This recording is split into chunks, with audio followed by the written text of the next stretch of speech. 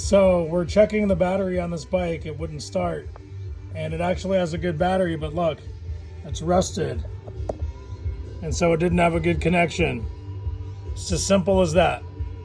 So we're gonna brush it up, put it back on, and the bike will work just fine. It looked good with the bolt on it, but if you look underneath, it's not good at all.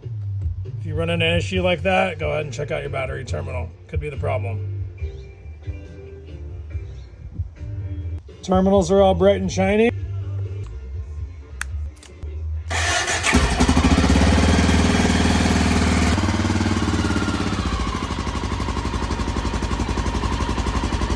It's how to get your battery tuned up.